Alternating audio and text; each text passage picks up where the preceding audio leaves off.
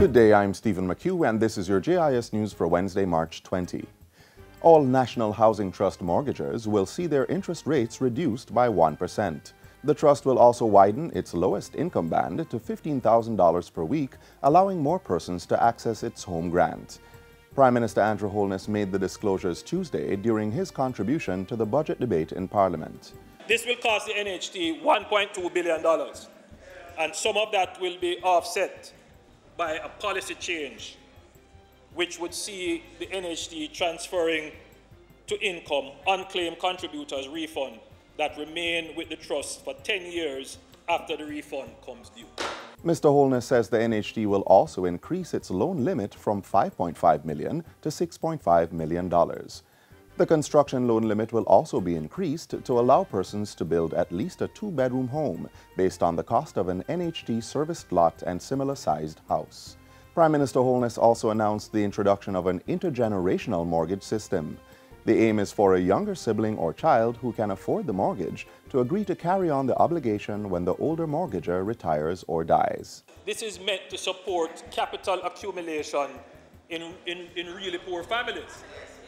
Right, because now you can pool your wealth, which is, not always possible. This is a very practical way of ensuring that we give everybody a shot at owning their wealth.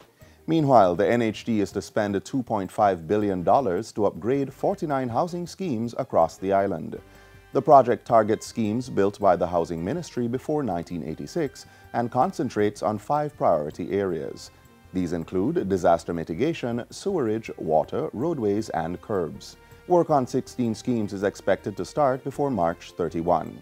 These projects are in 7 parishes and will cost the Trust $813 million. $1.7 billion will be spent on another 33 projects in the 2019-2020 fiscal year. They will be spread out over all parishes and include 13 in St. Catherine and 5 in Kingston and St. Andrew. Government will be undertaking a third infrastructure development program as a potential successor to the soon-to-be-concluded Major Infrastructure Development Program, MIDP. The Greater Infrastructure Development Program, GIDP, is expected to significantly improve aspects of Jamaica's transportation network. The scope of the program will follow the framework established with the MIDP. Prime Minister Andrew Holness says funding is now being sought.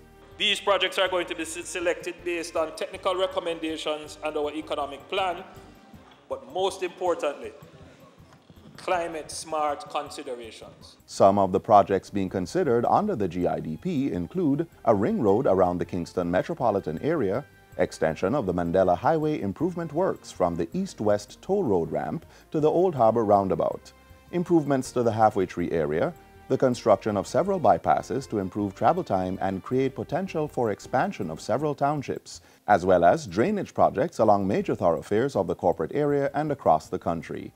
The MIDP, which is being supervised by the National Works Agency, is over 90% complete. A new system to appoint boards for public bodies and agencies is set to be established to strengthen the island's governance and increase transparency. Under the new system, there will be a competency profile specific to each public board, a database of candidates, and a fit test conducted before Cabinet's approval of membership to a board. Prime Minister Andrew Holness made the disclosure during his budget debate presentation in the House of Representatives yesterday. Poorly run public bodies pose a threat to our economic program and fiscal certainty. Governance, Mr. Speaker, is of macro-critical importance, meaning that its effects are so far-reaching, it extends beyond the boardroom of the poorly run institution to have national impact. The expenditure for public bodies for the new financial year is budgeted at $443.97 billion. As he made his budget presentation yesterday, the Prime Minister also announced that government will be taking new legislation to the House of Representatives to deal with threats posed by gangs and guns. He says the new piece of legislation will create an intermediary extraordinary power to assist the police and the military. This is not a capacity that can be arbitrarily used. There must be systems, rules, procedures, accountability, in how the capacity we acquire is used. Jamaica is not a banana republic. We will do this in a very transparent and cooperative manner, because what we wouldn't want is for Jamaica's name to be tarnished by virtue of any misuse of capabilities. And finally, the Office of the Prime Minister, OPM, has temporary supervision of the Ministry of Education, Youth and Information. The OPM will also start a review of the ministry and its agencies. This follows this morning's resignation of Portfolio Minister Ruel Reid. Mr. Reid has also resigned from the Senate.